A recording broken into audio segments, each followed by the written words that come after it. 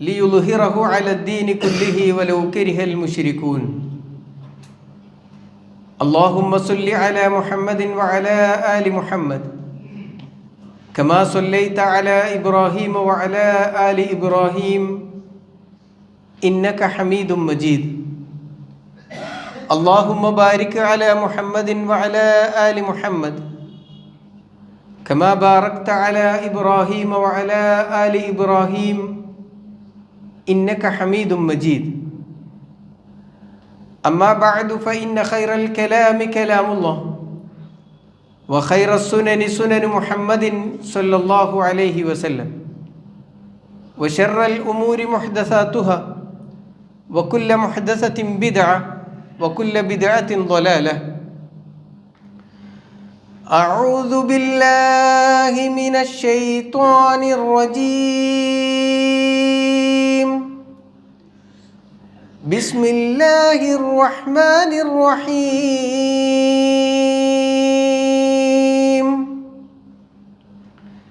يا أيها الذين آمنوا اتقوا الله حق تقاته ولا تموتن إلا وأنتم مسلمون. يا أيها الذين آمنوا اتقوا الله وقولوا قولا سديدا يصلح لكم أعمالكم ويغفر لكم ذنوبكم ومن يطع الله ورسوله فقد فاز فوزا عظيما. بسم الله الرحمن الرحيم. يا أيها الذين آمنوا اتقوا الله ولتنظر نفس ما قدمت لغد واتقوا الله إن الله خبير بما تعملون. സമാദരണീയരായ സത്യവിശ്വാസികളെ, സർവ്വലോക രക്ഷിതാവായ റബ്ബു സുബ്ഹാനഹു വ തആലയുടെ വിധിവിലക്കുകളും നിയമനിർദ്ദേശങ്ങളും ജീവിതത്തിൻ്റെ നിഖില മേഖലകളിലും പാലിച്ചുകൊണ്ട് ജീവിക്കണമേ എന്ന് സ്വന്തത്തോടെന്ന പോലെ നിങ്ങളെ ഓരോരുത്തരെയും ഉണർത്തുകയാണ്, വസീയത്ത് ചെയ്യുകയാണ്. അള്ളാഹു ഇഷ്ടപ്പെടും വിധത്തിൽ ജീവിതം ക്രമീകരിക്കുന്ന യഥാർത്ഥ മുഅ്മിനുകളിൽ, മുത്തക്കികളിൽ നാഥൻ നമ്മെ ഏവരെയും ഉൾപ്പെടുത്തി അനുഗ്രഹിക്കുമാറാവട്ടെ. മഹാനായ സ്വഹാബി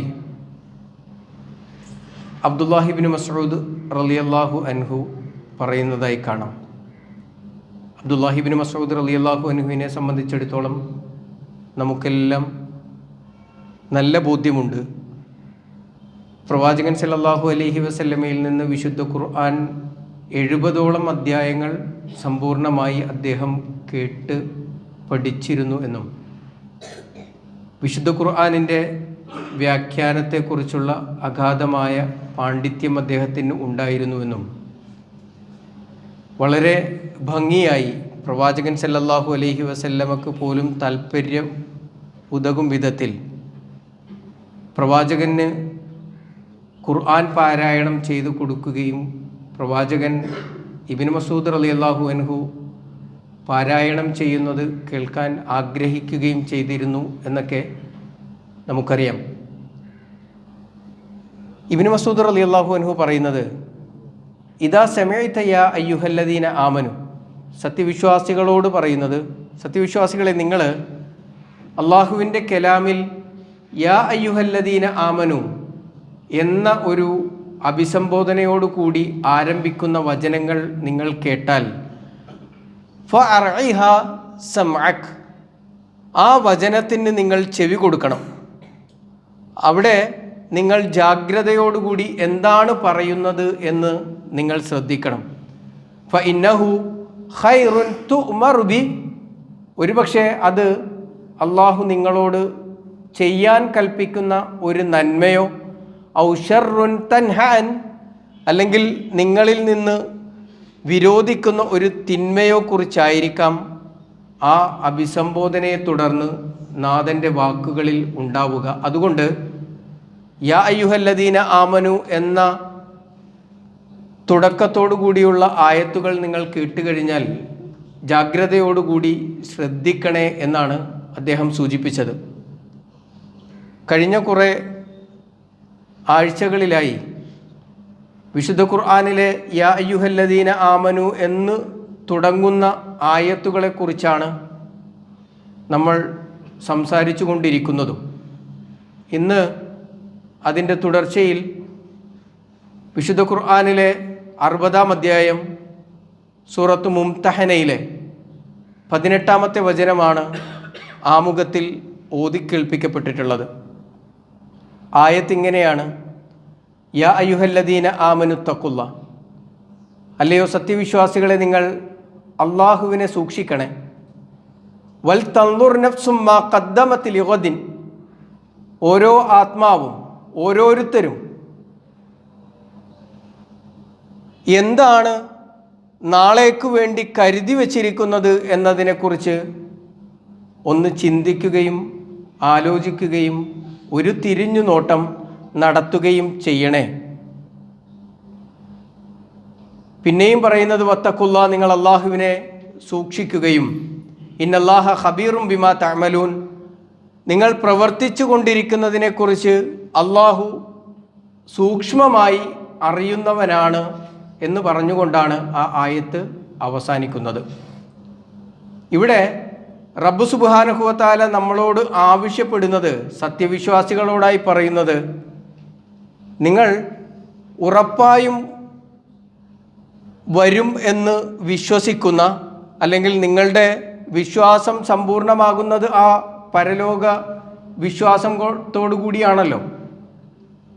അങ്ങനെ ഒരു സമ്പൂർണമായ ഒരു വിശ്വാസം നിങ്ങൾക്കുണ്ടായിരിക്കെ അവിടെ നമ്മൾ മുൻപ് സൂചിപ്പിച്ചതുപോലെ ഒരു സൗഹൃദവും ഒരു ധന ഇടപാടുകളും മക്കളും ഒന്നും ഉപകാരപ്പെടാത്ത ആ ദിവസത്തേക്ക് വേണ്ടി, ആ ജീവിതത്തിനു വേണ്ടി എന്ത് കരുതി വച്ചിട്ടുണ്ട് എന്ന ഒരു ആലോചനയും ചിന്തയും നിങ്ങൾ നടത്തണേ എന്നതാണ്.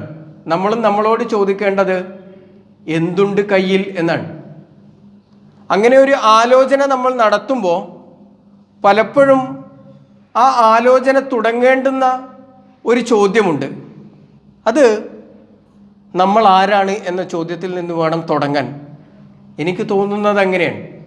പലപ്പോഴും പലരും പലരോടും വാഗ്വാദം നടത്തുന്ന സമയത്തിൽ അല്പസ്വല്പം അഹങ്കാരത്തോടുകൂടി ധാർഷ്ട്യത്തോടുകൂടി ചോദിക്കാറുള്ള ഒരു വർത്തമാനമുണ്ട്: ഞാൻ ആരാണെന്ന് നിനക്കറിയോന്ന്? അല്ലേ? പലപ്പോഴും നമ്മൾ ചോദിക്കാറുള്ള ഒരു ചോദ്യമാണ്. എന്നാൽ നമുക്കറിയോ നമ്മൾ ആരാണ് എന്ന്? വിശുദ്ധ ഖുർആൻ നമ്മളാകുന്ന മനുഷ്യരെക്കുറിച്ച് പറയുന്ന ഒരു വർത്തമാനം 17-ാം അധ്യായം സൂറത്തു ഇസ്രായിലെ 70-ാമത്തെ വചനം: വലഖദ് കറംന ബനി ആദം, ആദം സന്തതികളെ അഥവാ മനുഷ്യരെ, നമ്മളെയൊക്കെ കറംന, അള്ളാഹു ആദരിച്ചിരിക്കുന്നു എന്നാണ്.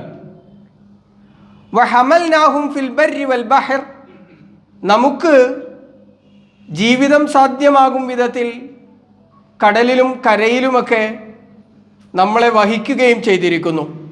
വറസഖ്നാഹും മിനത് ത്വയ്യിബാത്ത്, അതിനോടൊപ്പം തന്നെ വിശിഷ്ടമായവയിൽ നിന്ന് നമുക്ക് ഉപജീവനം നൽകുകയും ചെയ്തിരിക്കുന്നു. മനുഷ്യർക്ക് നാം ഉപജീവനം നൽകിയിരിക്കുന്നു എന്ന് അള്ളാഹു പറയാണ്. തുടർന്ന് പറഞ്ഞ ഒരു വർത്തമാനം: വഫല്ലൽനാഹും അലാ കസീരിൻ മിമ്മൻ ഖലഖനാ തഫ്ളീല, അള്ളാഹു സൃഷ്ടിച്ചിട്ടുള്ള ഈ പ്രപഞ്ചത്തിലുള്ള കോടാനുകോടികളായ സൃഷ്ടികളിൽ അവർക്കാർക്കുമില്ലാത്ത ഒരു ഫദ്ല്, ഒരു മഹത്വം, ഒരു ശ്രേഷ്ഠത ഞാനും നിങ്ങളും അടങ്ങുന്ന മനുഷ്യന് അള്ളാഹു നൽകിയിട്ടുണ്ട് എന്നാണ്. നമ്മൾ ആലോചിക്കേണ്ടത് അള്ളാഹു തന്ന ആ ഫദ്ല് എന്താണ്? മറ്റു സൃഷ്ടിജാലങ്ങൾക്കില്ലാത്ത ആ ഒരു മഹത്വം നമുക്ക് എന്താണ് ഉള്ളത്? എൻ്റെയും നിങ്ങളുടെയും ശരീരമാണോ, അല്ലെങ്കിൽ നമ്മുടെ ഈ രൂപഘടനയാണോ മറ്റുള്ളവയിൽ നിന്ന് നമ്മെ വ്യത്യസ്തമാക്കുന്നത്? അതാണോ നമുക്ക് ലഭിച്ചിട്ടുള്ള മഹത്വം എന്ന് പറയുന്നത്? എന്നാൽ നമ്മുടെ ശരീരത്തെക്കുറിച്ച് നമ്മൾ അറിയേണ്ടത്, നമ്മുടെ ശരീരം കൊണ്ടുപോയിട്ട് ഒരു അനാട്ടമി ലാബിൽ വെച്ച് കീറിമുറിച്ച് പരിശോധിച്ച് അതിലെ മൂലകങ്ങൾ പുറത്തേക്കെടുത്ത് അത് നമുക്ക് നമ്മുടെ ജീവിതത്തിൽ ഉപയോഗപ്രദമായ വസ്തുക്കളിലേക്ക് രൂപമാറ്റം വരുത്തിയാൽ എന്തൊക്കെയാണ് ലഭിക്കുക എന്ന് നമ്മളൊന്ന് ആലോചിക്കണം. ആകെ ലഭിക്കുക എന്താണെന്നറിയോ? ഒരു 7 കഷ്ണം സോപ്പ് ഉണ്ടാക്കാൻ പറ്റുന്ന അത്ര എണ്ണ നമ്മുടെ ശരീരത്തിൽ നിന്ന് ലഭിക്കുന്നതാണ്. ഒരു 120 തീപ്പട്ടിക്കൊള്ളി ഉണ്ടാക്കാൻ പറ്റുന്ന അത്രയും ഫോസ്ഫറസ്, ഒരു 9000 പെൻസിലുകൾ ഉണ്ടാക്കാൻ പറ്റുന്ന അത്രയും കാർബൺ, ഒരു ചെറിയ ആണി, ഒരു ഷർട്ട് കൊളുത്തിയിടാൻ മാത്രം പാകം ബലമുള്ള ഒരു ആണി, കൊളുത്തിയിടാൻ പറ്റുന്ന ഒരു ആണി, അതുണ്ടാക്കാൻ മാത്രം പ്രാപ്തമായ അയൺ, ഇരുമ്പ്, ഒരു കോഴിക്കൂടുണ്ടല്ലോ, ഒരു 5-10 കോഴികളെയൊക്കെ വളർത്താൻ പറ്റുന്ന ഒരു കോഴിക്കൂട്, വൈറ്റ് വാഷ് ചെയ്യാൻ പറ്റുന്ന, വെള്ളയടിക്കാൻ പറ്റുന്ന ചുണ്ണാമ്പ്, ഒരു 30-40 ലിറ്റർ വെള്ളം, അതിൽ നിന്ന് വേണമെങ്കിൽ ഹൈഡ്രജനും ഓക്സിജനും വേർതിരിച്ച് നമുക്ക് എടുക്കുകയും ഒക്കെ ചെയ്യാം. ഒരാടിൻ്റെ തോൽ ഊറക്കിടാൻ പറ്റുന്ന അത്രമാത്രം ഗന്ധകം. ഇത്രയാണ് എൻ്റെയും നിങ്ങളുടെയും ഭൗതിക ശരീരത്തെ ഒരു അനാട്ടമി ലാബിൽ വെച്ച് കീറിമുറിച്ചിട്ട് അതിലെ മൂലകങ്ങളെ എടുത്ത് അതിൽ നിന്ന് ഉണ്ടാക്കാൻ പറ്റുന്ന ഉൽപ്പന്നങ്ങൾ എന്ന് പറയുന്നത്. ആകെക്കൂടി ഈ പറയുന്നതിനൊക്കെ വിലയിട്ടാൽ എത്ര ഉണ്ടാവും? അതിൽ എണ്ണ കൂടുതലുള്ളത് പെൻസിലിനാണ്. ഒരു പെൻസിലിന് ഒരു 5 റുപ്യ വില ഇട്ടാൽ 45,000 റുപ്യയാവും. ബാക്കിയുള്ളതിനെല്ലാം കൂടി എത്ര ഉണ്ടാവും? ഇതാണ് എൻ്റെയും നിങ്ങളുടെയും ശരീരത്തിന് അതിൻ്റെ ഭൗതികമായി ഇടാൻ പറ്റുന്ന വില എന്ന് പറയുന്നത്. പടച്ച റബ്ബ് കൊടുക്കുന്ന പരിഗണന എത്രയാണ്? അള്ളാഹു നൽകുന്ന പരിഗണന, ഇന്നല്ലാഹ ലാ യൻദുറു ഇലാ അജ്സാമിക്കും വലാ ഇലാ സുവരിക്കും. നിങ്ങളുടെ രൂപങ്ങളിലേക്ക് അള്ളാഹു നോക്കണില്ല, നിങ്ങളുടെ ശരീരത്തിലേക്ക് അള്ളാഹു നോക്കുന്നില്ല. നിങ്ങൾ കറുത്തവനാണോ, നിങ്ങൾ വെളുത്തവനാണോ, നിങ്ങൾ ആരോഗ്യമുള്ളവനാണോ, ആരോഗ്യമില്ലാത്തവനാണോ, ഇങ്ങനെ നിങ്ങളുടെ ബലത്തിലേക്ക്, നിങ്ങളുടെ ശരീരത്തിലേക്ക് അള്ളാഹുവിന് നോട്ടമില്ല. വലാക്കിൻ യൻദുറുല്ലാഹു ഇലാ ഖുലൂബിക്കും, അള്ളാഹു നോക്കുന്നത് നിങ്ങളുടെ ഹൃദയത്തിലേക്കാണ് എന്നാണ്. എന്നാൽ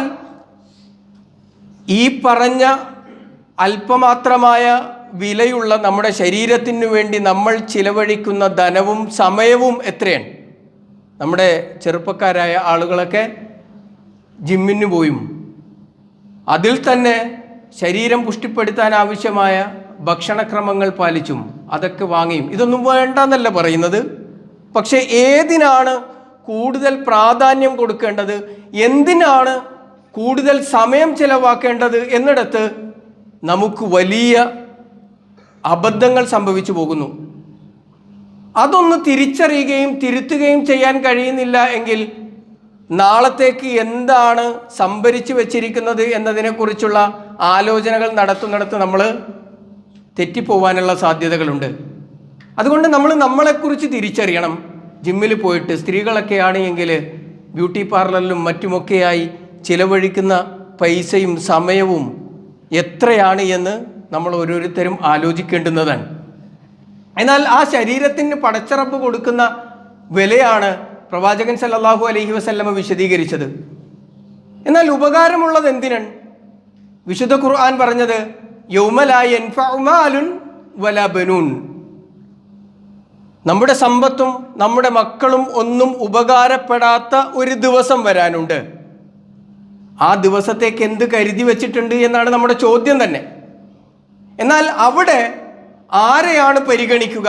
ഇല്ലാമൻ അത്തല്ലാഹ ബിഖൽബിൻ സലീം, സംശുദ്ധമായ ഒരു മനസ്സിൻ്റെ ഉടമയായിക്കൊണ്ട് നാളെ പരലോകത്ത് കടന്നു വരാൻ ആർക്ക് സാധിക്കുന്നുവോ അതുകൊണ്ട് അത്തരം ആളുകൾക്കാണ് പരലോകത്ത് വിജയിക്കാൻ കഴിയുക എന്നാണ്.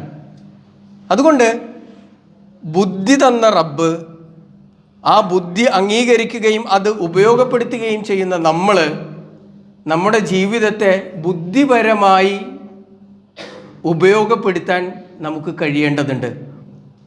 നമ്മൾ വലിയ ബുദ്ധിമാന്മാരാണ്. പ്രവാചകൻ സല്ലല്ലാഹു അലൈഹി വസല്ലമ പറഞ്ഞത്, എന്നാൽ ബുദ്ധിയുള്ളവൻ ആരാണെന്ന് നിങ്ങൾക്കറിയോ? അൽ കയ്യിസ്, യഥാർത്ഥത്തിൽ ബുദ്ധിമാൻ എന്ന് പറയുന്നത് മൻ ദാന നഫ്സഹു വഅമില ലിമാ ബഅദൽ മൗത്ത്, അവൻ്റെ ആത്മാവിനെ കീഴൊതുക്കുകയും അവൻ്റെ ഇച്ഛകളെ നിയന്ത്രിക്കുകയും അള്ളാഹുവിൻ്റെ ഇച്ഛകൾക്കനുസരിച്ച് മാത്രം ജീവിതത്തെ ക്രമപ്പെടുത്തുകയും വഅമില ലിമാ ബഅദൽ മൗത്ത്, മരണത്തിന് ശേഷമുള്ള ഒരു ജീവിതത്തിനു വേണ്ടി വിഭവങ്ങൾ ശേഖരിക്കുകയും കർമ്മപദത്തിൽ സജീവമാവുകയും ചെയ്തവനാരോ അവനാണ് യഥാർത്ഥത്തിൽ കയ്യിസ്, ബുദ്ധിമാൻ എന്ന് പറഞ്ഞാൽ. എന്നാൽ വൽ ആജിസ്, ദുർബലൻ ആരാണ് എന്നറിയോ? മനിത്തബഅ നഫ്സഹു ഹവാഹ, മനസ്സിനെ അതിൻ്റെ തോന്നും വിധമുള്ള ഇച്ഛകൾക്ക് വിട്ടുകൊടുത്തതിന് ശേഷം ആ രൂപത്തിൽ ജീവിതത്തെ ക്രമീകരിച്ചിട്ട് വതമന്ന അലല്ലാഹി അൽ അമാനി, അള്ളാഹുവിൻ്റെ അടുക്കൽ വ്യാമോഹങ്ങൾ വെച്ചുകൊണ്ടിരിക്കുന്ന ആളുകൾ, എന്നെ റബ്ബ് നാളെ കാത്തുരക്ഷിക്കും, ഞാൻ എങ്ങനെയൊക്കെ ജീവിച്ചാലും എന്ന് വ്യാമോഹത്തോടുകൂടി ജീവിക്കുന്ന ആളുകളുണ്ടല്ലോ, അവരാണ് യഥാർത്ഥത്തിൽ ദുർബലരും. എന്നാൽ ബുദ്ധിമാൻ എന്ന് പറയുന്നത് നാളെ പരലോകത്തേക്ക് വേണ്ടി എന്താണോ എനിക്ക് ചെയ്യാൻ കഴിയുക ആ കാര്യങ്ങളിൽ കോൺസെൻട്രേറ്റ് ചെയ്യുകയും അതിന് സമയവും ധനവും മാറ്റിവെക്കുകയും ചെയ്യുന്നവൻ ആണ് എന്നാണ്. നമ്മൾ സാധാരണ ഭൗതിക ലോകക്രമത്തിൽ നമ്മൾ പറയാറുള്ളത് എന്താ? അവൻ ബുദ്ധിമാനാണ്. കാരണം എന്താ? അവൻ ഒരുപാട് സമ്പാദിച്ചിട്ടുണ്ട്, മക്കളെയൊക്കെ നല്ല വിദ്യാഭ്യാസം നൽകി ഒക്കെ ചെയ്തിട്ടുണ്ട്, ഇങ്ങനെയുള്ള ആളുകളെക്കുറിച്ച്. എന്നാൽ ധനത്തിൽ നിന്ന് ഒരു ഭാഗം അള്ളാഹുവിൻ്റെ മാർഗത്തിൽ ചിലവാക്കുകയും മക്കളെ മതപഠനത്തിന് അയക്കുകയും ഒക്കെ ചെയ്യുന്ന ആളുകളെക്കുറിച്ച് നമ്മൾ പറയാൻ എന്തായിരിക്കും എന്നറിയോ? അവൻ മണ്ടനാണ്, ഇപ്പോൾ പോയി ഇതൊക്കെ പഠിച്ചിട്ട് എന്ത് കിട്ടാനാണ്? ഇങ്ങനെ ആയിരിക്കും പലപ്പോഴും ചോദ്യങ്ങൾ ഉണ്ടാവുക. നമുക്ക് ബുദ്ധിയെ നിർണ്ണയിക്കുന്നിടത്ത്, ബുദ്ധിമാനെ നിർണ്ണയിക്കുന്നിടത്ത് ചില വീഴ്ചകൾ വന്നു പോകുന്നുണ്ടോ എന്ന് നമ്മൾ ആലോചിക്കണം. എന്നാൽ പ്രവാചകൻ സല്ലല്ലാഹു അലൈഹി വസല്ലമയുടെ അനുചരന്മാരുടെ ജീവിതം പരിശോധിച്ചാൽ അവരെല്ലാവരും ബുദ്ധിമാന്മാരായിരുന്നു എന്ന് നമുക്ക് കാണാൻ കഴിയും. അവരെക്കുറിച്ച് വിശുദ്ധ ഖുർആൻ പറഞ്ഞത് ഉലൈക യുസാരിഊന ഫിൽ ഖൈറാത്ത് വഹും ലഹാ സാബിഖൂൻ, അവര് നന്മകളിൽ ധൃതി കൂട്ടുകയും ആ നന്മകളുടെ കാര്യത്തിൽ പരസ്പരം മത്സരിക്കുകയും ചെയ്തവരായിരുന്നു എന്നാണ്. ഏത് നന്മകളാണ്? നാളെ പരലോകത്ത് ഉപകാരപ്പെടുന്ന നന്മകളുടെ കാര്യത്തിൽ അവർ പരസ്പരം മത്സരിക്കുകയും അതിൽ ധൃതി കൂട്ടുകയും ചെയ്യുന്നവരായിരുന്നു എന്നാണ്. നമ്മൾ മത്സരിക്കുന്ന മേഖല ഏതാണ്? നമ്മൾ പരസ്പരം മത്സരിച്ചു കൊണ്ടിരിക്കുന്ന അല്ലെങ്കിൽ മത്സരിക്കാൻ നമുക്ക് താല്പര്യമുള്ള മേഖല ഏതാണ്? ഓരോരുത്തരും ആലോചിച്ചാൽ മതി, വിശദീകരിക്കുന്നില്ല. എന്നാൽ അള്ളാഹുവിൻ്റെ പ്രവാചകൻ സല്ലല്ലാഹു അലൈഹി വസല്ലമയുടെ അനുചരന്മാർ എങ്ങനെയായിരുന്നു എന്നാ? അബൂബക്കർ സിദ്ദീഖ് റളിയല്ലാഹു അൻഹു, അവർക്കിടയിലുള്ള മത്സരത്തിൻ്റെ അതിലുള്ള ആ ഒരു പ്രതീക്ഷയുടെ കാത്തിരിപ്പിൻ്റെ ഒരു വശം മനസ്സിലാക്കാൻ വേണ്ടിയിട്ടാണ്. അബൂബക്കർ സിദ്ദീഖ് റളിയല്ലാഹു അൻഹു സുബഹ് നമസ്കാരത്തിന് ശേഷം പ്രാർത്ഥനകളൊക്കെ വേഗത്തിൽ നിർവഹിച്ച് എഴുന്നേറ്റ് പോകുന്നത് സ്വഹാബിമാരൊക്കെ ഇങ്ങനെ നോക്കി നിൽക്കുന്നുണ്ട്. ഉമർ ബിൻ ഖത്താബ് റളിയല്ലാഹു അൻഹു അത് സസൂക്ഷ്മം നിരീക്ഷിക്കുന്നുണ്ട്. അബൂബക്കർ സിദ്ദീഖ് പ്രാർത്ഥനയെല്ലാം വേഗത്തിൽ നിർവഹിച്ച് എഴുന്നേറ്റ് പോകുന്നുണ്ട്. ഉമർ റളിയല്ലാഹു അൻഹു ഒരു ദിവസം അബൂബക്കർ സിദ്ദീഖ് റളിയല്ലാഹു അൻഹുവിൻ്റെ പിന്നിൽ പോയി നോക്കി. ചെന്ന് നോക്കുമ്പോൾ കാണാൻ കഴിയുന്നത് അബൂബക്കർ സിദ്ദീഖ് റളിയല്ലാഹു അൻഹു ഈ സുബഹി കഴിഞ്ഞ് കടന്നു ചെല്ലുന്നത് വയോവൃദ്ധയായ അവശയായ ഒരു സ്ത്രീയുടെ വീട്ടിലേക്കാണ്. അവരുടെ ആടുകളെ കറന്ന് അതിൻ്റെ പാല് എടുത്തു വെച്ച് കൊടുക്കുന്നു, ആല വൃത്തിയാക്കുന്നു, അവർക്കാവശ്യമായ ഒത്താശകളെല്ലാം ചെയ്തു കൊടുത്തിട്ട് അബൂബക്കർ സിദ്ദീഖ് റളിയല്ലാഹു അൻഹു പോകുകയാണ്. ഉമർ റളിയല്ലാഹു അൻഹുവിന് ഇത് കണ്ടിട്ട് അത്ഭുതമാണ് തോന്നിയത്. അത്ഭുതത്തിനപ്പുറം ഉമർ റളിയല്ലാഹു അൻഹു ഒരു അവസരത്തിന് വേണ്ടി കാത്തിരിക്കുകയാണ് ചെയ്തത്. എന്നിട്ട് പിന്നീട് പ്രവാചകൻ സല്ലല്ലാഹു അലൈഹി വസല്ലമ വഫാത്തായി. പ്രവാചകന്റെ വഫാത്തിനെ തുടർന്ന് അബൂബക്കർ സിദ്ദീഖ് റളിയല്ലാഹു അൻഹു ഇസ്ലാമിക ലോകത്തിൻ്റെ ഒന്നാമത്തെ ഖലീഫയുമായി. ഖലീഫമാർക്കൊരു പ്രത്യേകതയുണ്ട്, അവർ നമസ്കാരം കഴിഞ്ഞാൽ വീട്ടിലേക്ക് പോവില്ല, നേരെ മറിച്ച് ജമാഅത്ത് നമസ്കാരം കഴിഞ്ഞാൽ അവർ പള്ളിയുടെ മിമ്പറിൽ കയറിയിരിക്കും. സ്വഹാബിമാർ വരും, സംശയങ്ങൾ ചോദിക്കും, ആവശ്യങ്ങൾ പറയും. ഇതാണ് അവരുടെ പതിവ്. ഉമർ റളിയല്ലാഹു അൻഹുവിന് സന്തോഷമായതിൻ്റെ കാര്യം എന്താണെന്ന് വെച്ചാൽ ഇനി അബൂബക്കർ സിദ്ദീഖ് റളിയല്ലാഹു അൻഹു സുബഹി കഴിഞ്ഞ് ഉടനെ ഇറങ്ങി ഓടൂല, മിമ്പറിൽ ഉണ്ടാവും. അതുകൊണ്ട് അബൂബക്കർ സിദ്ദീഖ് റളിയല്ലാഹു അൻഹു ചെയ്ത ആ നന്മ ചെയ്യാനുള്ള അവസരം ഇനി എനിക്കാണ്, വേറെ സ്വഹാബിമാർക്കൊന്നും ഇത് അറിയൂല. അങ്ങനെ ആ അവസരം ഓർത്തിരുന്നിട്ട് ഉമർ റളിയല്ലാഹു അൻഹു സുബഹി കഴിഞ്ഞിട്ട് ആ വീട്ടിലേക്ക് ചെല്ലുമ്പോൾ കാണുന്ന കാഴ്ച മുമ്പെങ്ങനെയായിരുന്നോ അങ്ങനെ തന്നെ പാൽ കറന്നു വെക്കുകയും ആല വൃത്തിയാക്കപ്പെടുകയും അവർക്ക് വേണ്ട ഒത്താശകളെല്ലാം ചെയ്തു കൊടുക്കുകയും ചെയ്തിട്ടുണ്ട് എന്നുള്ളതാണ് മനസ്സിലാകുന്നത്. അബൂബക്കർ സിദ്ദീഖ് റളിയല്ലാഹു അൻഹു സുബഹിക്ക് ശേഷം ചെയ്തിരുന്ന പണി സുബഹിക്ക് മുന്നേ ചെയ്തിട്ടുണ്ട്. ഒരു ഉത്തരവാദിത്വം വന്നതിൻ്റെ പേരിൽ ഒരു നന്മ ചെയ്യാനുള്ള അവസരം, അത് തൻ്റെ സമയത്തെ ക്രമീകരിച്ച് ആ സമയമൊന്ന് മുന്നോട്ടാക്കി അദ്ദേഹം ആ നന്മ ആർക്കും വിട്ടുകൊടുത്തിട്ടൊന്നുമില്ല, ആ നന്മയിൽ തന്നെയുണ്ട്. ദരിദ്രരായ കുറേ സ്വഹാബിമാർ പ്രവാചകൻ സല്ലല്ലാഹു അലൈഹി വസല്ലമയുടെ അടുക്കൽ വന്നിട്ട് പരാതി പറഞ്ഞല്ലോ, പ്രവാചകരെ, ഞങ്ങളുടെ കൂട്ടത്തിലുള്ള അഹ്ലുദ്ദസൂർ അവർ നന്മകളിൽ ഇങ്ങനെ മുന്നേറുകയാണ്, അള്ളാഹു അവർക്ക് ഫളിലായി നൽകിയിട്ടുള്ള ധനം അള്ളാഹുവിൻ്റെ മാർഗത്തിൽ ചിലവഴിച്ചിട്ട് സ്വതക്ക കൊടുത്തിട്ട് അവർ പുണ്യങ്ങൾ വാരിക്കൂട്ടിക്കൊണ്ടിരിക്കുകയാണ്. പ്രവാചകരെ, ഞങ്ങൾക്ക് പണമില്ലാത്തത് കൊണ്ട് അതിനൊന്നും കഴിയണില്ല. നബി സല്ലല്ലാഹു അലൈഹി വസല്ലം അവർക്ക് രഹസ്യമായി ചില തസ്ബീഹുകൾ പറഞ്ഞു കൊടുത്തു, ചില പ്രാർത്ഥനകൾ പറഞ്ഞു കൊടുത്തിട്ട് പറഞ്ഞു, നിങ്ങൾ ഈ പ്രാർത്ഥനകളൊക്കെ ചൊല്ലിക്കോ, നിങ്ങൾക്ക് പ്രതിഫലം കിട്ടും. അവരത് പതിവാക്കി. കുറച്ച് നാൾ കഴിഞ്ഞപ്പോൾ പ്രവാചകൻ സല്ലല്ലാഹു അലൈഹി വസല്ലമയുടെ അടുക്കൽ വന്നിട്ട് ഇവരുടെ അടുത്ത പരാതി എന്താണെന്നറിയോ? ഞങ്ങളുടെ കൂട്ടത്തിലെ ആ ധനവാന്മാരായിട്ടുള്ള പണക്കാരായിട്ടുള്ള സ്വഹാബിമാർ അവർ സ്വതക്ക കൊടുക്കുന്നതിനോടൊപ്പം പ്രവാചകൻ ഞങ്ങൾക്ക് പഠിപ്പിച്ചു തന്ന ഈ പ്രാർത്ഥനയും കൂടി പറയാൻ തുടങ്ങിയിട്ടുണ്ട്. നമ്മൾ മനസ്സിലാക്കേണ്ടത്, മറ്റവരും നോക്കി നിൽക്കുകയാണ് ഇവരെന്താണ് നന്മകൾ ചെയ്തുകൊണ്ടിരിക്കുന്നത് എന്നും അത് ജീവിതത്തിലേക്ക് കൊണ്ടുവരുവാനുമുള്ള പരിശ്രമങ്ങൾ അവർ നടത്തിക്കൊണ്ടിരിക്കുകയാണ്. അവർക്കിടയിലുള്ള മത്സരം ഈ രൂപത്തിലായിരുന്നു എന്നുള്ളതാണ്. നമുക്കിടയിലുള്ള മത്സരം ഏത് രൂപത്തിലുള്ളതാണ് എന്ന് നാം ഓരോരുത്തരും ആലോചിച്ചാൽ മതി. ഒരാളൊരു സുന്നത്ത് നോമ്പ് നോക്കുന്നത് കണ്ടിട്ട്, ഒരാളൊരു സുന്നത്ത് നമസ്കാരം നിർവഹിക്കുന്നത് കണ്ടിട്ട് എനിക്കും നാളെ മുതൽ അത് ചെയ്യണം എന്ന ഒരു ആഗ്രഹം, അങ്ങനെ ഒരു തോന്നലും ഒരു വാശിയും ഒരാഗ്രഹവുമൊക്കെ നമുക്ക് എപ്പോഴെങ്കിലും ഉണ്ടായിട്ടുണ്ടോ എന്ന് നമ്മൾ ആലോചിക്കേണ്ടതാണ്. അങ്ങനെ ഇല്ല എങ്കിൽ നമ്മൾ മനസ്സിലാക്കേണ്ടുന്നത്, നമ്മൾ ആ തായ്വരിയിൽ അവരുടെ ബാക്കിയായി എണ്ണപ്പെടുന്ന ആളുകളുടെ കൂട്ടത്തിൽപ്പെട്ടതൊക്കെ തന്നെയാണ്. പക്ഷെ നമുക്ക് ഇങ്ങനെയുള്ള ചിന്തകളില്ല എങ്കിൽ നമ്മൾ മനസ്സിലാക്കേണ്ടുന്നത്, പിന്നെ നാളത്തേക്ക് എന്ത് കരുതി വെച്ചിട്ടുണ്ട് എന്നാണ് നമ്മൾ വിചാരണ ചെയ്യാൻ പോകുന്നത്, എന്ത് കണക്കെടുപ്പാണ് നമ്മൾ നടത്താൻ പോകുന്നത്. ഇനി നമ്മൾ ചോദിക്കേണ്ട വേറൊരു ചോദ്യം എന്താണെന്നറിയോ? നാളെ പരലോകത്ത് റബ്ബ് സുബ്ഹാനഹു വ തആല ആദ്യം ചോദിക്കുന്ന ചോദ്യം നമ്മുടെ നമസ്കാരത്തെക്കുറിച്ചാണ്. ആ നമസ്കാരത്തിൻ്റെ കാര്യത്തിൽ സഹോദരങ്ങളെ, എൻ്റെയും നിങ്ങളുടെയും ശ്രദ്ധ എത്രയാണ്? അത് ജമാഅത്തായി നിർവഹിക്കുന്നിടത്ത് അല്ലാഹു സുബ്ഹാനഹു വ തആല പറയുന്നത്, ഇന്ന സ്വലാത്ത കാനത്ത് അലൽ മുഅ്മിനീന കിതാബൻ മൗഖൂത എന്നാണ്. സമയബന്ധിതമായി വിശ്വാസികൾക്ക് നിർബന്ധമാക്കപ്പെട്ട ആരാധനാ കർമ്മമാണ് നമസ്കാരം എന്ന നിലക്ക് ആ നമസ്കാരം സമയബന്ധിതമായി കൃത്യമായി നമസ്കരിക്കുന്നതിൽ എൻ്റെയും നിങ്ങളുടെയും ശ്രദ്ധ എത്രയാണ്? ഇതിൻ്റെ ഒരു ഗൗരവം എത്രയാണെന്നറിയോ? ഇസ്ലാമിലെ ഏതൊരു ആരാധനാ കർമ്മവും, നോമ്പായിക്കൊള്ളട്ടെ, സക്കാത്ത് ആയിക്കൊള്ളട്ടെ, ഹജ്ജ് ആയിക്കൊള്ളട്ടെ, ഇതൊന്നും ഒരാൾ ചെയ്തിട്ടില്ല എങ്കിൽ അവൻ കാഫിറാവൂലേ? കാഫിറായി പോവുക എന്ന് പറഞ്ഞാൽ നിങ്ങളൊന്ന് ആലോചിച്ച് നോക്കുക, അതിൻ്റെ ഗൗരവം എത്രയാണ്?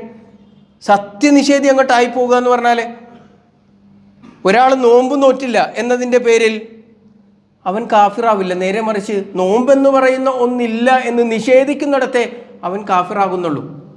സക്കാത്തും ഹജ്ജും ഒക്കെ അങ്ങനെ തന്നെയാണ്. പക്ഷെ നമസ്കാരം നിർവഹിച്ചിട്ടില്ല എങ്കിൽ കാഫിറാവും. നമ്മൾ എന്ത് ഗൗരവത്തിലാണ് അത് ഇത്രയും നാളും കണ്ടിട്ടുള്ളത്? കഴിഞ്ഞ ദിവസങ്ങളിലെ നമ്മുടെ നമ്മുടെ നമസ്കാരങ്ങളുടെ അവസ്ഥ എന്താണ്? ഇനി ആ നമസ്കാരം ജമാഅത്തായി നമസ്കരിക്കുന്നതിൽ നമ്മൾ എന്ത് ശ്രദ്ധയാണ് കാണിച്ചിട്ടുള്ളത്? ഈ കഴിഞ്ഞ ദിവസം അല്ലെങ്കിൽ ഇന്ന് നമ്മുടെ ഇതുവരെയുള്ള നമസ്കാരങ്ങളിലെ ജമാഅത്ത് നമസ്കാരങ്ങളുടെ അവസ്ഥ എന്താണ്? പ്രവാചകൻ സല്ലല്ലാഹു അലൈഹി വസല്ലം അബ്ദുല്ലാഹിബ്നു ഉമ്മി മക്തൂം റളിയല്ലാഹു അൻഹു അന്ധനായ സ്വഹാബിയാണ്. അദ്ദേഹത്തോട് പോലും പ്രവാചകൻ പറഞ്ഞത്, വീട്ടിൽ ബാങ്ക് കേൾക്കുന്നുണ്ടല്ലോ അല്ലേ? അദ്ദേഹം പറഞ്ഞു, അതെ കേൾക്കുന്നുണ്ട്. എന്നാൽ പള്ളിക്ക് വരണം എന്നാണ്. നമ്മുടെയൊക്കെ വീടുകളിൽ ബാങ്ക് കേൾക്കണില്ലേ? ജമാഅത്തിന് നമ്മൾ പള്ളിയിലുണ്ടോ? ഏതെങ്കിലും ഒരു പള്ളിയിൽ, ഏതെങ്കിലും ഒരു പള്ളിയിൽ നമ്മളെ കാണണ്ടേ? അങ്ങനെ ഏതെങ്കിലും ഒരു പള്ളിയിൽ നമ്മൾ ജമാഅത്തിനുണ്ടോ? ഒരു 27 ഇരട്ടി പ്രതിഫലം അധികം ലഭിക്കുന്നതിനപ്പുറത്ത് ചില നമസ്കാരങ്ങളെക്കുറിച്ച് പ്രവാചകൻ സല്ലല്ലാഹു അലൈഹി വസല്ലം പറഞ്ഞതൊന്ന് കേൾക്കണം നമ്മൾ. മൻ സല്ലൽ ഇശാ ഫീ ജമാഅത്തിൻ, ആരെങ്കിലും ഒരാൾ ഇശ ജമാഅത്തായി നമസ്കരിക്കുകയാണ് എങ്കിൽ ഫകഅന്നമാ ഖാമ നിസ്ഫൽ ലൈൽ, രാത്രിയുടെ പകുതി മുഴുവൻ നിന്ന് നമസ്കരിച്ചവനെ പോലെയാണ് എന്ന. എത്ര? ഇശാ 4 റക്അത്ത് പള്ളിയിൽ വന്നിട്ട് ജമാഅത്തായി നമസ്കരിക്കുന്നവൻ്റെ പ്രതിഫലം പറഞ്ഞതാണ്. രാത്രിയുടെ പകുതി മുഴുവൻ അള്ളാഹുവിന് വേണ്ടി ഖിയാമുൽ ലൈൽ നമസ്കരിച്ചവനെ പോലെയാണ് എന്നാണ്. സുബഹിയെക്കുറിച്ച് പ്രവാചകൻ പറഞ്ഞപ്പോൾ മൻ സല്ല സുബ്ഹ ഫീ ജമാഅത്തിൻ, ആരെങ്കിലും സുബഹി നമസ്കാരം ജമാഅത്തായി നിർവഹിക്കുകയാണ് എങ്കിൽ ഫകഅന്നമാ ഖാമൽ ലൈല കുല്ലു, രാത്രി മുഴുവൻ അള്ളാഹുവിൻ്റെ മാർഗത്തിൽ ഖിയാമുൽ ലൈൽ നമസ്കരിച്ചവനെ, നിന്ന് നമസ്കരിച്ചവനെ പോലെയാണ് എന്ന.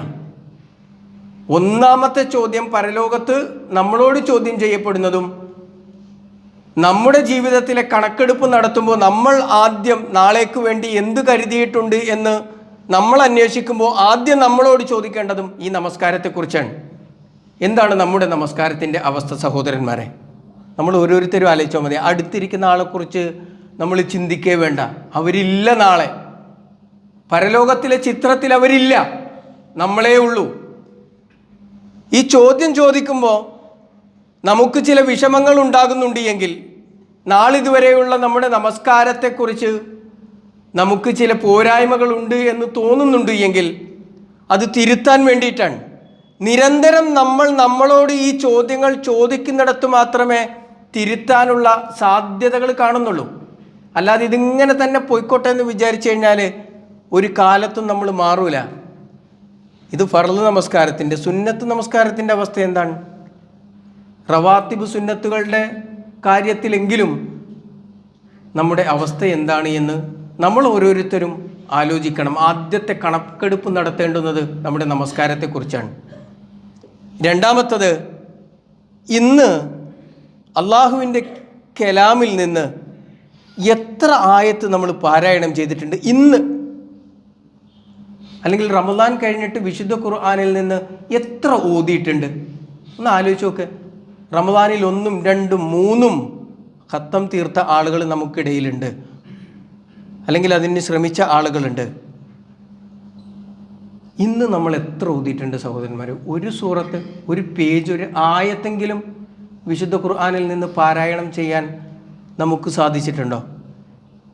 ഇതിൻ്റെ പ്രതിഫലം അറിയാത്തവരാണോ നമ്മൾ? അല്ല, നമുക്കറിയാം കൃത്യമായി. മൻ ഖറഅ ഹർഫൻ മിൻ കിതാബില്ല, അള്ളാഹുവിൻ്റെ ഗ്രന്ഥത്തിൽ നിന്ന് ഒരു ഹർഫ് ആരെങ്കിലും പാരായണം ചെയ്തു കഴിഞ്ഞാൽ ഫലഹു ഹസന, അവന് നന്മണ്ട്.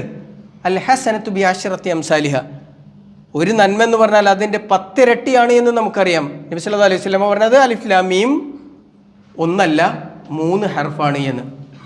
ഇതറിയാത്ത ആരാളുള്ളത്? എന്നാൽ ഖുർആൻ പാരായണം ചെയ്ത ആരാണുള്ളത്?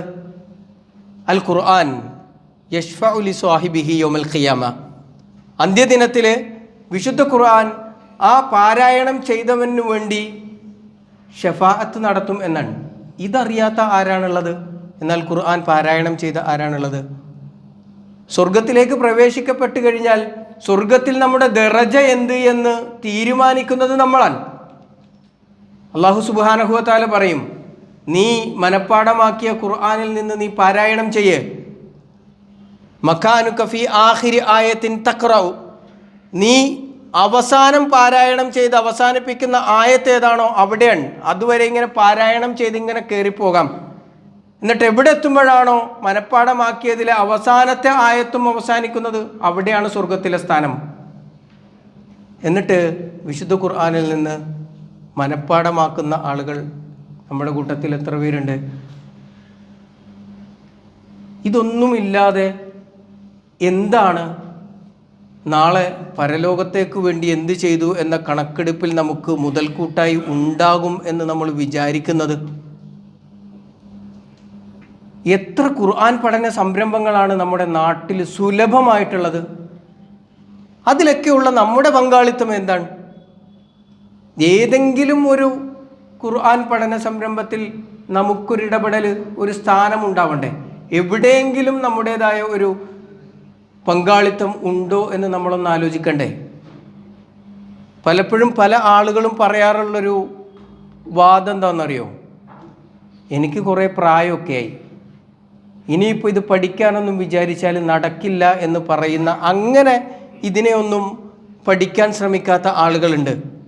അവരോട് സൂചിപ്പിക്കാനുള്ളത്, ഈ അടുത്തിടെ ഫേസ്ബുക്കിലും ഇൻസ്റ്റാഗ്രാമിലും ഒക്കെ വന്നിട്ടുള്ള നിറ്റ് ഓഫ് ട്രൂത്തിൻ്റെ ഡയറക്ടറായിട്ടുള്ള MM അക്ബർ സാഹിബിൻ്റെ ഒരു പോസ്റ്റ് ഉണ്ട്, നിങ്ങൾ വായിച്ചിട്ടുണ്ടാവും.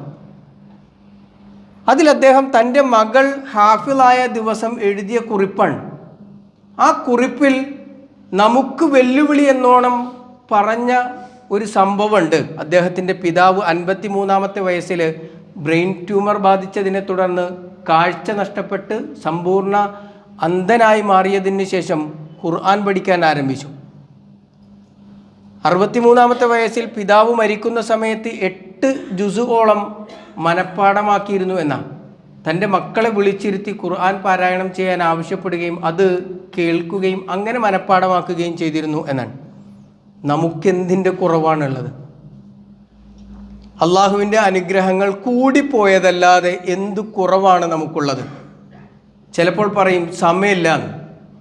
നമുക്ക് മാറ്റിവെക്കാൻ പറ്റാത്ത സമയം ഏതാണ് നമ്മുടെ ജീവിതത്തിലുള്ളത്? നമുക്ക് ആവശ്യമുള്ള കാര്യങ്ങൾക്ക് വേണ്ടി നമ്മൾ മാറ്റിവെക്കാത്ത സമയം എന്തെങ്കിലും ഉണ്ടോ? ഇല്ലല്ലോ. എന്നാൽ ഖുർആൻ പഠനത്തിൻ്റെ കാര്യം വരുമ്പോഴേക്ക് നമുക്ക് ഇല്ലാത്തത് സമയമാണ്. നമുക്ക് തടസ്സമായി നിൽക്കുന്നത് നമ്മുടെ പ്രായമാണ് എങ്കിൽ, ഇസ്ലാമിക ചരിത്രം പരിശോധിച്ചാൽ ഒരുപാട് അന്ധന്മാരായ ഹാഫിളുകളെയും പണ്ഡിതന്മാരെയൊക്കെ കാണാൻ കഴിയും. ഷെയ്ഖ് ഇബ്നു ബാസിനെ പോലെയുള്ള ആളുകളൊക്കെ അന്ധന്മാരായ മഹാപണ്ഡിതനാണ്. പക്ഷെ അവരൊക്കെ ജന്മന അന്ധരായിരുന്ന ആളുകളാണ്. എന്നാൽ ജീവിതത്തിൻ്റെ അവസാന സമയത്ത് ഇങ്ങനെ ഒരാൾ നമുക്കിടയിൽ ജീവിച്ച് മരണപ്പെട്ടു പോയിട്ട്, അങ്ങനെ ഒരാൾ ഇതൊക്കെ മനഃപ്പാഠമാക്കിയ ഒരു ജീവിതം നമ്മുടെ മുന്നിലുണ്ടായിട്ട് ഇനിയും എന്ത് തട്ടുതടസ്സമാണ് നമുക്ക് പറയാനുള്ളത്? ഇപ്പോൾ നമസ്കാരവും ഖുർആൻ നമ്മൾ എവിടെ എത്തി എന്ന അവസ്ഥയും ആലോചിക്കുമ്പോൾ തന്നെ ഏകദേശം നമ്മുടെ അക്കൗണ്ടിനെ കുറിച്ചൊരു ധാരണയാകുന്നുണ്ടല്ലോ. ഇത് നിരന്തരം നമ്മളോട് ചോദിച്ചു കൊണ്ടിരിക്കേണ്ടുന്ന ചോദ്യമാണ്. എന്തിനാണെന്നറിയോ? ആദ്യം ചോദിക്കുന്ന സമയത്ത് ഇല്ല, ഞാൻ ഒന്നും ഓതിയിട്ടില്ല എന്ന് തന്നെയായിരിക്കും ഉത്തരം ഉണ്ടാവുക. പക്ഷെ നാളെ നമുക്കൊരു മടി ഉണ്ടാകും എന്നും ഇങ്ങനെ ഇല്ല ഇല്ല എന്ന് പറയാൻ. എൻ്റെ അഭിപ്രായത്തിൽ നിങ്ങൾ ഇതൊന്നും ഒരു പേപ്പറിൽ എഴുതി വെച്ചിട്ട് ദിവസവും വൈകുന്നേരം ഒന്നൊന്ന് ടിക്ക് ചെയ്ത് നോക്കണം. നമസ്കാരത്തിൽ ഇന്ന് ഞാൻ ഏതൊക്കെ നമസ്കാരങ്ങൾ ജമാഅത്തായി നമസ്കരിച്ചു, ഇങ്ങനെ ളുഹർ ജമാഅത്തായി നമസ്കരിച്ചെങ്കിൽ ടിക്കിടുക. ഇങ്ങനെ നമ്മുടെ ജീവിതത്തിൽ ചോദിക്കാൻ പ്രവാചകൻ സല്ലല്ലാഹു അലൈഹി വസല്ലമ പഠിപ്പിച്ച പ്രാർത്ഥനകൾ ഉൾപ്പെടുന്ന സാഹചര്യങ്ങൾ ഒരു 10-60ഓളം ഉണ്ടാവും. ഇതൊക്കെ എഴുതി വെച്ചിട്ട് നമ്മളൊന്ന് ടിക്കിട്ട് നോക്കുക. എന്നിട്ട് 60-ൽ നമ്മളൊന്ന് മാർക്കിട്ട് നോക്കിയാലുണ്ടല്ലോ, ആദ്യത്തിൽ നമുക്ക് മാർക്ക് കുറവായിരിക്കും. പക്ഷേ ഇത് നമ്മൾ ശീലമാക്കി കഴിഞ്ഞാൽ ഓരോ ദിവസം കഴിയുമ്പോഴും നമ്മൾ അറിയാതെ തന്നെ നമ്മുടെ മാർക്ക് കൂടി വരുന്നത് നമുക്ക് കാണാൻ കഴിയും. ഒന്ന് ചെയ്തു നോക്കി നിങ്ങൾ. ഈ ഒരു കണക്കെടുപ്പ് നമ്മുടെ ജീവിതത്തിൽ എപ്പോഴും ഉണ്ടാകണം. അതുകൊണ്ടാണ് റബ്ബ് സുബ്ഹാനഹു വ തആല പറഞ്ഞത്, വൽ തൻദുർ നഫ്സും മാ ഖദ്ദമത് ലിയദ്ൻ, നാളത്തേക്ക് എന്താണ് സമ്പാദിച്ചു വെച്ചിട്ടുള്ളത് എന്ന് ഇന്ന് നോക്കണം. നാളെ അതിന് കഴിയില്ല. അള്ളാഹുവിൻ്റെ മുന്നിൽ ചെന്ന് പെട്ടുകഴിഞ്ഞാൽ പിന്നെ നമ്മളല്ല കണക്ക് നോക്കുന്നത്, റബ്ബാണ്. അവിടെ തിരുത്തലിന് സാധ്യമല്ല എന്ന് നമുക്ക് കൃത്യമായ ബോധ്യമുണ്ട്. അതുകൊണ്ട് കൃത്യമായ ഒരു കണക്ക് നോട്ടം നമ്മുടെ ജീവിതത്തിൽ എല്ലാ ദിവസവും ഉണ്ടാക്കാൻ നമുക്ക് കഴിയണം. അത് നന്മകളിൽ മുന്നേറാനും തിന്മകളിൽ നിന്ന് വിട്ടു നിൽക്കാനും നമ്മെ ഏറെ സഹായിക്കും. റബ്ബ് സുബ്ഹാനഹു വ തആല തൗഫീഖ് നൽകി അനുഗ്രഹിക്കുമാറാവട്ടെ.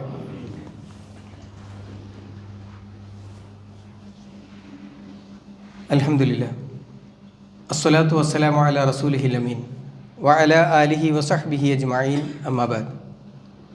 ഒരിക്കൽ കൂടി അള്ളാഹുവിൻ്റെ വിധിവിലക്കുകൾ അനുസരിച്ച് ജീവിക്കണമേ എന്ന് ഉണർത്തുകയാണ്, വസിയ്യത്ത് ചെയ്യുകയാണ്. നമ്മുടെ കണക്കെടുപ്പിൽ നാം നമ്മളോട് ചില ചോദ്യങ്ങൾ ചോദിക്കുന്നത് പോലെ തന്നെ നമ്മുടെ കുടുംബാംഗങ്ങളോടും ഭാര്യയോടും മക്കളോടും നമ്മുടെ സുഹൃത്തുക്കളോടുമൊക്കെ നമുക്ക് ചോദിക്കാവുന്ന ഈ ചോദ്യങ്ങളൊക്കെ വേണമെങ്കിൽ സൗഹൃദ ബുദ്ധിയ അവരോടും ചോദിക്കാം. പ്രവാചകൻ സല്ലല്ലാഹു അലൈഹി വസല്ലം അങ്ങനെയായിരുന്നു എന്ന്. പ്രവാചകൻ തൻ്റെ അനുചരന്മാരോട് ചോദിച്ചിരുന്നു. ഒരിക്കൽ പ്രവാചകൻ സല്ലല്ലാഹു അലൈഹി വസല്ലമ തൻ്റെ അനുചരന്മാരോട് ചോദിച്ചത്, ഇന്ന് ഒരു സുന്നത്ത് നോമ്പുള്ളതാരാണ്? അപ്പോൾ കൂട്ടത്തിൽ നിന്ന് അബൂബക്കർ സിദ്ദീഖ് റളിയല്ലാഹു അൻഹു കൈ ഉയർത്തി, ഞാനുണ്ട് പ്രവാചകരെ എന്ന്. തുടർന്ന് നബി ചോദിച്ചത്, ഇന്നൊരു രോഗിയെ സന്ദർശിച്ചതാരാണ്? അപ്പോഴും സന്ദർശിച്ചവരുടെ കൂട്ടത്തിൽ അബൂബക്കർ സിദ്ദീഖ് റളിയല്ലാഹു അൻഹു ഉണ്ട്. മൂന്നാമത്തെ ചോദ്യം, ഇന്ന് ഒരു മയ്യത്തിനെ വേണ്ടി നമസ്കരിക്കുകയും അതിൻ്റെ ചടങ്ങുകളിൽ പങ്കെടുക്കുകയും ചെയ്തതാരാണ്? അപ്പോഴും അബൂബക്കർ സിദ്ദീഖ് റളിയല്ലാഹു അൻഹു ആ കൂട്ടത്തിലുണ്ട്. എന്നിട്ട് നബി സല്ലല്ലാഹു അലൈഹി വസല്ലം പറഞ്ഞു, ഇത് മൂന്നും ഒരാളിൽ സമ്മേളിക്കുകയാണ് എങ്കിൽ അയാൾക്ക് സ്വർഗമല്ലാതെ മറ്റൊന്ന് പകരം നൽകാനില്ല എന്ന്. എന്തിനായിരിക്കും പ്രവാചകൻ സല്ലല്ലാഹു അലൈഹി വസല്ലമ ഇങ്ങനെ ചോദിച്ചത് എന്നറിയോ? നബി സല്ലല്ലാഹു അലൈഹി വസല്ലം ഇങ്ങനെ ചോദിക്കുമ്പോൾ ഇതൊക്കെ ചെയ്ത ആളുകൾ ആ കൂട്ടത്തിലുണ്ടാകും, ചെയ്യാത്തവരും ഉണ്ടാകും. അവർ ഇത് കാണുമ്പോൾ ഈ ഒരു അവസരത്തിനു വേണ്ടി അല്ലെങ്കിൽ ഇത് ചെയ്യാനുള്ള ഒരു ആഗ്രഹവും താല്പര്യവും ശ്രദ്ധയും ഒരു മാത്സര്യ ബുദ്ധിയും അവർക്കിടയിൽ ഉണ്ടാകും എന്നുള്ളത് കൊണ്ടാണ്. നമുക്കിടയിൽ ഇത് ചോദിച്ചാൽ എന്താ ഉണ്ടാവുക? ആ കൈ ഉയർത്തിയ മൂന്നിനും കൈ ഉയർത്തിയവനെ കുറിച്ച് നമ്മളെന്താ വിചാരിക്കാന്നറിയോ? ഒരു പണിയില്ലാത്തവനാണ് അല്ലേ? എന്നാൽ ഇതിൻ്റെയൊക്കെ മഹത്വം എന്താണെന്നറിയോ? നമുക്കറിയണ കാര്യങ്ങളൊക്കെ തന്നെയാണ് സഹോദരന്മാരെ. ഇതിൻ്റെയൊക്കെ മഹത്വം എന്താണ്? നമ്മൾ രോഗിയായ ഒരാളെ സന്ദർശിച്ചാൽ ലഭിക്കുന്ന മഹത്വം എന്താണ്? പ്രവാചകൻ സല്ലല്ലാഹു അലൈഹി വസല്ലം പറഞ്ഞത്, മാമിൻ മുസ്ലിമിൻ യഊദു മുസ്ലിമൻ മരീളൻ ഉദ്വതൻ. ഒരു മുസ്ലിം തൻ്റെ സഹോദരനായ ഒരു മുസ്ലിം രോഗിയായി കിടക്കുന്ന സമയത്ത് പകലിൽ അവനെ സന്ദർശിക്കുകയും എന്നിട്ട് അവനു വേണ്ടി പ്രാർത്ഥിക്കുകയും ഒക്കെ ചെയ്തു മടങ്ങുകയാണ് എങ്കിൽ വഇല്ലാ സ്വല്ല അലൈഹി സബഊന അൽഫ മലക്കിൻ ഹത്താ യുംസിയ, വൈകുന്നേരമാകുന്നതുവരെ 70,000 മലക്കുകൾ അവനു വേണ്ടി പ്രാർത്ഥിച്ചു കൊണ്ടിരിക്കും എന്നാണ്. എത്രയാണ് അതിൻ്റെ മഹത്വം? എത്ര സമയമാണ് അതിന് വേണ്ടത്? നമ്മുടെ കുടുംബത്തിലും സൗഹൃദത്തിലും അയൽപക്കങ്ങളിലുമൊക്കെയുള്ള രോഗികളായ ആളുകളെ ഒന്ന് സന്ദർശിച്ചിട്ട് അവർക്ക് ആശ്വാസം പകരുന്ന വർത്തമാനങ്ങൾ പറഞ്ഞ് അവർക്ക് വേണ്ടി പ്രവാചകൻ സല്ലല്ലാഹു അലൈഹി വസല്ലമ പഠിപ്പിച്ച ആ പ്രാർത്ഥന അവരുടെ തലയിൽ കൈവച്ച് പ്രാർത്ഥിക്കാൻ എത്ര സമയം വേണം?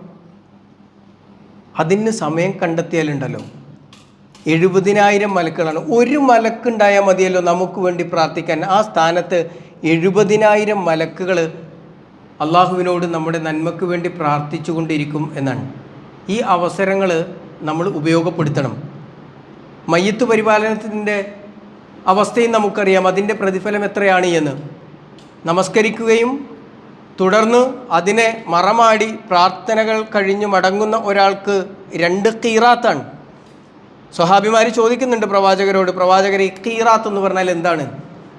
നബി സല്ലല്ലാഹു അലൈഹി വസല്ലമ അവരോട് പറയുന്ന മറുപടി, മിസ്ല അൽ ജബലൈനി അൽ അളീമൈൻ, അതിബൃഹത്തായ അതിവലിയ ഒരു 2 മലകൾക്ക് തുല്യമാണ് 2 ഖീറാത്ത് എന്ന് പറഞ്ഞാൽ. അത്രയും പ്രതിഫലമാണ്. പക്ഷേ നമുക്ക് സമയമില്ല. പലപ്പോഴും മയ്യത്ത് കാണുക പോരുക എന്നുള്ളതൊരു മര്യാദയായി കൊണ്ടുനടക്കുന്ന ആൾക്കാരാണ് നമ്മൾ. അല്ലെങ്കിൽ എന്തു വിചാരിക്കുന്നാണ് നമ്മൾ ആലോചിക്കുക. ആര്? മരിച്ചോനാണോ നമ്മളെക്കുറിച്ച് ഇവനെന്തെന്നെ കാണാൻ വരാഞ്ഞെന്ന് വിചാരിക്കുക? അതോ അടുത്ത് നിൽക്കുന്ന കുടുംബക്കാരോ? അവിടെ തന്നെ നമ്മുടെ നിയ്യത്ത് പോയില്ലേ? നമുക്കവിടെ ഒരു അവസരം കിടക്കല്ലേ? നമുക്കവിടെ നന്മയുടെ ഒരു വലിയ അവസരം റബ്ബ് ഒരുക്കി വച്ചിരിക്കുകയല്ലേ?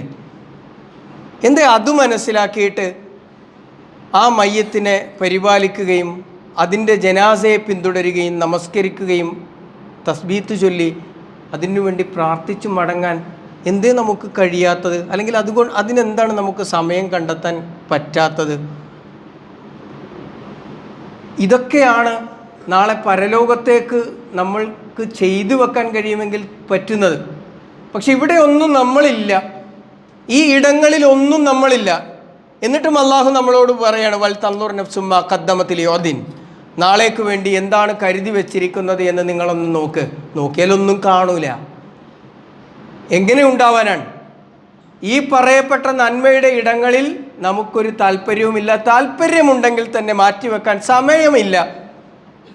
പിന്നെ നമ്മുടെ നന്മയുടെ കനം എങ്ങനെ തൂങ്ങാനാണ്? അതുകൊണ്ട് സഹോദരന്മാരെ, ഇവിടെയൊക്കെ കൃത്യമായ ഒരു കണക്കെടുപ്പ്, കൃത്യമായ ഒരു ആലോചന, കൃത്യമായ ഒരു ശ്രദ്ധ നമുക്കുണ്ടാവേണ്ടതുണ്ട്. റബ്ബ് സുബ്ഹാനഹു വ തആല ആ വിധത്തിൽ ജീവിതത്തെ ക്രമീകരിക്കുന്നവരുടെ കൂട്ടത്തിൽ നമ്മെ ഏവരെയും ഉൾപ്പെടുത്തി അനുഗ്രഹിക്കുമാറാവട്ടെ. അള്ളാഹു നമുക്ക് നന്മയിൽ മുന്നേറാനായി ഒരുക്കി വച്ചിരിക്കുന്ന അവസരങ്ങൾ ചെറുതും വലുതുമായ ഓരോന്നും നല്ല നീയത്തോടുകൂടി ഇഖ്ലാസോടുകൂടി ഉപയോഗപ്പെടുത്തുന്ന ആളുകളുടെ കൂട്ടത്തിൽ നമ്മെ ഏവരെയും ഉൾപ്പെടുത്തി അനുഗ്രഹിക്കുമാറാവട്ടെ. അങ്ങനെ കർമ്മഫലങ്ങൾ നിറഞ്ഞ് സന്തോഷത്തോടുകൂടി നാളെ അള്ളാഹുവിനെ കണ്ടുമുട്ടുന്ന യഥാർത്ഥ മുത്തക്കികളിൽ, മുഅ്മിനുകളിൽ നാഥൻ നമ്മെ ഏവരെയും ഉൾപ്പെടുത്തി അനുഗ്രഹിക്കുമാറാവട്ടെ. നമ്മിൽ നിന്നും വന്നുപോയിട്ടുള്ള ചെറുതും വലുതുമായ അറിഞ്ഞും അറിയാതെയുമുള്ള തെറ്റുകുറ്റങ്ങൾ നാഥൻ വിട്ടുപുറത്തു മാപ്പാക്കി തരുമാറാവട്ടെ. നമ്മിൽ നിന്ന് രോഗികളായി പ്രയാസപ്പെടുന്ന ആളുകൾ, അവരുടെ രോഗങ്ങളെ അള്ളാഹു പരിപൂർണമായ ശിഫ നൽകി അനുഗ്രഹിക്കുമാറാവട്ടെ. നമ്മളിൽ മരണപ്പെട്ടു പോയ ബന്ധുമിത്രാദികൾ, സുഹൃത്തുക്കൾ, അയൽവാസികൾ, മക്കൾ, അവരുടെ എല്ലാം ഖബറുകളെ അള്ളാഹു വിശാലമാക്കി കൊടുക്കുമാറാവട്ടെ. അവരുടെ പാപങ്ങളെ അള്ളാഹു വിട്ടുപുറത്ത് മാപ്പാക്കി കൊടുക്കുമാറാവട്ടെ. അവരെയും നമ്മെയും അവൻ്റെ ജന്നാത്തുൽ ഫിർദൗസിൽ ഒരുമിച്ച് കൂട്ടി അനുഗ്രഹിക്കുമാറാവട്ടെ. അല്ലാഹു മഗ്ഫിർ ലിൽ മുഅ്മിനീന വൽ മുഅ്മിനാത്ത് വൽ മുസ്ലിമീന വൽ മുസ്ലിമാത്ത് വൽ അഹ്യാഇ മിൻഹും വൽ അംവാത്ത് ഇന്നക മുജീബുദ് ദഅവാതി വയാ ഖാദിൽ ഹാജാത്ത് റബ്ബന തഖബ്ബൽ മിന്നാ ഇന്നക അൻത സമീഉൽ അലീം വതുബ് അലൈനാ ഇന്നക അൻത തവ്വാബുർ റഹീം. അല്ലാഹുമ്മ അജിർനാ മിനൻ നാർ, അല്ലാഹുമ്മ അജിർനാ വഅജിർ വാലിദീനാ മിനൻ നാർ. اللهم أعز الإسلام والمسلمين وأذل الشرك والمشركين. ربنا آتنا في الدنيا حسنة وفي الآخرة حسنة وقنا عذاب النار. آمين برحمتك يا